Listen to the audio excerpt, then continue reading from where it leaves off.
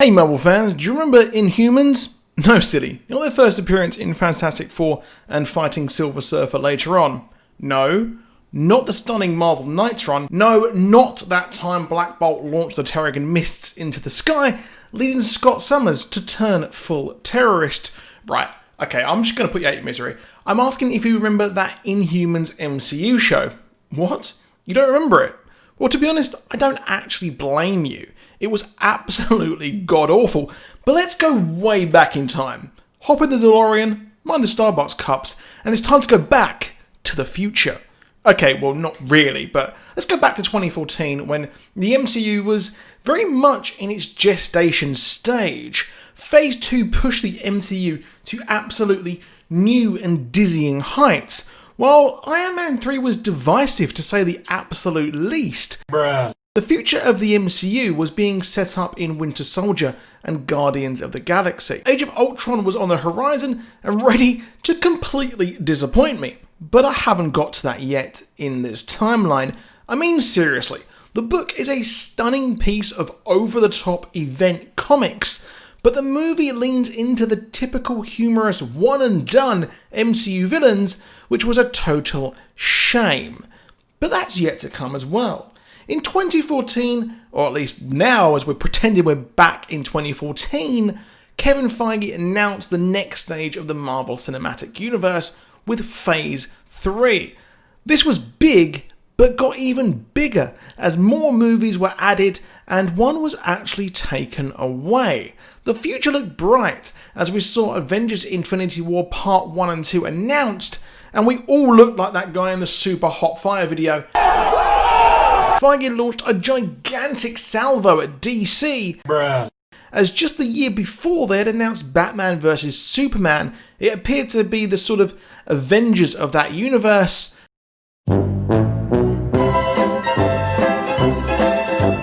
But yes, it didn't really turn out to be much of a win for our poor old DC brethren. Yes, I did hope that the DCEU had gone well, but maybe actually it will go better now with the Snyderverse. In this announcement was Black Panther, Captain Marvel, and yes, Inhumans. There we have it. The Inhumans would debut within the MCU in their own movie. Easter eggs were announced to be appearing in other Marvel movies to set the universe up for the royal family themselves. All was well. Black Bolt would say nothing lest he destroy everything on the cinema screen on November 2nd, 2018. In hindsight, how could a character who can't speak actually be a hit? Well, it could have been, maybe, and fan casting went into overdrive, with Vin Diesel being the frontrunner for Black Bolt. Joe Robert Cole was ready to write the script, and a lot of work was going on behind the scenes. Yes, Marvel had set themselves up for the next 5 to 6 years of their own cinematic universe. However, the screenwriter then went on to another Marvel project. That would be Black Panther. Heard of it? Well, it was only the biggest hit for diversity in Marvel Studios and even featured a Kendrick Lamar curated soundtrack. The movie was an absolute juggernaut. The risk and gamble of the Guardians of the Galaxy movie paid off and set the stage for Black Panther for being a cultural icon. In 2016, Cole stated that, well, he had no idea if the movie was actually still on its slate, and, well, that was, at least to his knowledge, there wasn't even a single script. So like I said, things were added to Phase 3, and Phase 3 moved on to be completely and utterly bloated. In my opinion, there was just far too much going on in Phase 3, and things had to be cut. Not just anything was added, like I said. Arguably the most iconic and popular comic book character of all time, Spider-Man, in an earth-shattering announcement after the Phase 3 reveal, Marvel and Sony had reached a deal for the web-slinger to appear in Captain America Civil War. Considering he was an integral part of the comic, it felt right that Spidey would be featured here and make his debut. Yes, it's hard to believe that there was an MCU without the friendly neighborhood Spider-Man. As time went by, Phase 3 felt so different to what was actually debuted at that special Marvel event. Inhumans was due to debut after Infinity War Part 1, and there was zero Spider-Man on the slate. Boy, that was going to change. Well, Homecoming happened, and Spider-Man became, in my opinion, the most popular and important part of the MCU, bar Thanos and Iron Man himself. One thing missing from this slate was Ant-Man and the Wasp. Also, a year after the Phase 3 announcement, the Ant-Man sequel was announced and was put in Phase 3. It also had the totally odd, well, for the time, honour of appearing between Infinity War Part 1 and 2. Well, they were later Infinity War and Endgame. So Inhumans was actually replaced in 2015. I at the time theorised that Thanos coming to Earth would awaken the Inhumans to actually intervene. However, a superpowered race of beings in the movies will actually be the Eternals and not the Inhumans. So the in-between there was taken. Now we need to switch lanes. Inhumans actually debuted in the MCU before the movie. In Agents of S.H.I.E.L.D. we learned that Skye was actually an Inhuman. We learned that the Inhumans existed in the Season 2 mid-season finale of Agents of S.H.I.E.L.D. as the iconic kind of cocoons appear, and Kree blood was used to show how Coulson actually survived that attack from him by Loki. Now, Daisy entered a chamber where the Terrigen mists and crystals were used to unlock the inhuman part of a person, giving them superpowers. This ritual was featured heavily in the Marvel Knights book, showing that horrible mutations can happen, and well, even none can actually happen as well, which would mean you are on the lowest part of society in the Inhumans hierarchy. Throughout the rest of the season, we learn that the Kree altered human DNA, creating the Inhumans, and much of Agents of S.H.I.E.L.D. is spent dealing with these revelations and usage of the Terrigen mists. This, in a perfect world, would be a great setup for the Inhumans royal family. The TV show in the MCU sets up essentially a season-long Easter egg which shows the Inhumans can be unlocked on Earth, and then the movie could probably introduce us to the royal family. They could have come to Earth, launched the Terrigen Mist to unlock more Inhumans to fight Thanos, as I presume he would have still snapped at the end of Part 1. But, yes, the problem was that Agents of S.H.I.E.L.D. started to move further and further away from its movie counterparts. It became less and less connected. Now, as the show went on, we saw characters like Yo-Yo introduced, but they moved away from this huge Inhuman story. Yes, Inhumans still existed, there were Inhuman terrorists and things like that, but Hydra took more of a prominent role. But Inhuman stories did, like I say, exist, but we never really saw or heard of the royal family, and we were just discovering new Inhumans as the show went on. But while this was happening, the royal family were being thrust front and centre into the comic book world. The comics always hint to where the MCU is moving next, with the change of origins for Scarlet Witch and Carol Danvers being thrust to the head of the Marvel superheroes, so to speak. Inhumanity came out post-Infinity, Infinity itself being a major influence on the Infinity War movies. Inhumanity showed that the human population and coming to terms that there is a growing inhuman population. It was increasing heavily as the Terrigen mists moved around the world.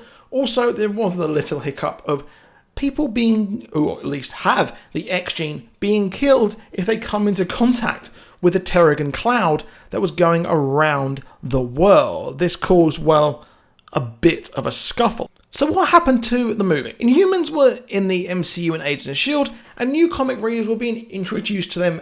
We even got a fan favourite Kamala Khan from this, the future Miss Marvel. This almost seemed like it was a slam dunk, but the problem is, Inhumans were not fitting in with the MCU plans. The dates of the movie were changing all the time, and eventually Inhumans had to give up its slot. Rumours were rumbling that the movie was going to be canned in 2016, and it was. It was finally pulled from the slate, and Feige had this to say in 2016.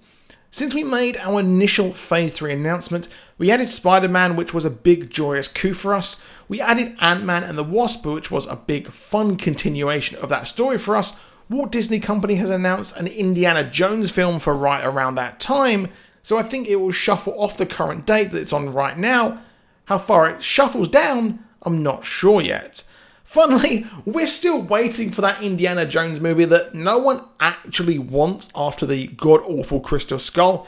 Ooh, I mean, ugh. I almost actually died on my way to see The Kingdom of the Crystal Skull, and I think God was trying to tell me something there. After the movie was struck off, showrunner for Agents of S.H.I.E.L.D. Jed Whedon hinted there could be classic Inhumans coming to the show, and they had more freedom. Yes, they could feature people such as Karnak and other Inhumans royal family characters. Then in November 2016, Feige said that Inhumans is happening, but it's more than likely coming to television after Marvel's Agent Carter was actually cancelled. ABC wanted something to benefit both brands, so be careful what you wish for, as you're about to get one of the worst comic book adaptations to ever exist. Later that year in 2016, we got an announcement. Marvel and ABC were working on an Inhumans TV series. At the time, I thought, no way would this work, as relegating an epic story of some of the most powerful characters in all of Marvel would work as a small screen adaptation. Full disclosure, I'm not a big Inhumans fan. I find their books really, really boring, but they are, irregardless, really powerful. And of course, they were heavily, heavily influenced and had a big part in Civil War II.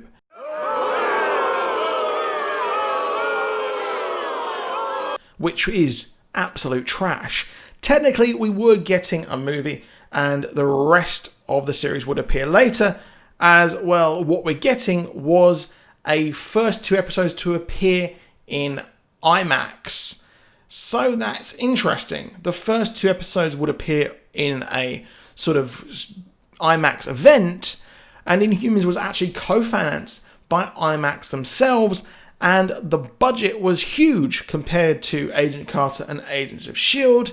However, there was some trepidation. It was set to be an 8 episodes Game of Thrones tier show, but we know it did not turn out to be that at all. It was not going to be a procedural show. It was not going to have a Monster of the Week. It was going to have a series-long narrative. Now, in the background, the comic books pushing Inhumans to the forefront failed and sold very, very poorly, with Inhumans books being dropped left, right, and centre. Comics readers were just not taking to this group, and personally, outside of the Marvel Comics or Marvel Knights arc, I find them dull, like I said. Things were alarming in May of 2017 when we got our first look at the Inhuman royal family. Wait till you see the... No. Yes, Medusa, whose powers are her hair. Yes, it looked like an absolute cheap wig. It just... oh my god, it just looked awful. The showrunner Scott Buck even said they weren't going to spend a lot of the budget on bringing the show's powers to life. Yeah, that's a sign we're not going to get some Avengers level CGI here. The costumes look cheap tier cosplay, and costumes are serious business for comic book, movie and TV fans. Even after The Flash Season 6, we still haven't got an accurate costume for the fastest man alive. While the cast weren't a gold standard of TV acting, yeah, to be honest, they're not that great. Anson Mount, who played Black Bolt, is now in the sort of CBS Star Trek verse they're trying to build. Discovery is good. You should really check that out. But they did have star power. They had Ian Rahone. I cannot pronounce it. I do apologise. He was Ramsay Bolt in Game of Thrones, and he was also in Misfits, which is one of the greatest sci-fi genre shows I think I've ever seen. So go and check that out if you haven't. So with awful costumes and a semi-decent cast, yeah, it looks like the show is already DOA. The showrunner going as far as to say, yeah, we aren't bothering showing the superpowers that well. Now, the first trailer made this actually apparent here, and it looked like it would be a sort of Game of Thrones faction struggle, but my god, did the trailer look bad. The scenes on Attilan looked okay, but it was supposed to be a major city. It was supposed to be a huge world, and the fight scenes looked absolutely comical. Maximus wants to go to Earth and take it over, but he wants to also take over the throne of Attilan. And, well, the Inhumans are almost discovered by a lunar rover. Medusa's hair and the teleportation dog Lockjaw had some absolutely awful effects. Now here's the problem. Humans know Inhumans exist as of Agents of S.H.I.E.L.D., but the show didn't cross over, or at least really reference the wider MCU all that much. It just looked cheap. It sort of added nothing to the MCU, which would have been okay if it was a great little show like Jessica Jones or Daredevil. I mean, even at the time, there was a show called The Gifted, which was an X-Men kind of show on Fox that didn't really... It tried to reference the wider world of the sort of Fox Marvel world. Did it better. It just was a better show. It debuted to atrocious reviews, calling it cheap, boring, and just generally bad. Now, I agree with this sentiment. It did almost everything wrong. It focused on an Earth-based storyline, which, if it referenced Agents of S.H.I.E.L.D., it could have been cool, and we could have seen some really cool connections there, and ABC would have got their hooks into the wider MCU, but they didn't decide to do that. And there was also a storyline where we had the Terrigen Mists being looked into by someone on Earth. If it focused on a power struggle on Attilan, which itself looked like just 5 rooms, and Black Bolt going to Earth in the finale, that probably would have helped. Given it a smaller story to work around and a showrunner who actually wanted to spend the money on decent wigs, this would have helped hide its flaws. It tried to have 2 storylines at once, but failed in both. So the Inhumans went out with not with a shout, but with a fart from Black Bolt there. It was a once promising franchise with Vin Diesel rumoured to appear, and Feige even thought it would be its own franchise, spawning sequels. The Inhumans ultimately were forgotten, an afterthought in a world of Spider-Man coming home, and quite frankly, more interesting books being adapted. It felt like this is the Fantastic Four Josh Trank movie, obliging a contractual obligation to simply exist. Will it be remembered and spoken of? It more than likely will be just a cautionary tale. If you can't do it right, don't do it. But that's it for this video. If you enjoyed it, please drop a like and subscribe down below. The video isn't our normal content, and I would be super grateful if you could share it if you enjoyed it, as we're probably going to be focused on this kind of content more, and we'll probably do episode breakdowns here and there. Let me know what topics you want me to discuss in a deep dive, and I'll see you soon, and goodbye.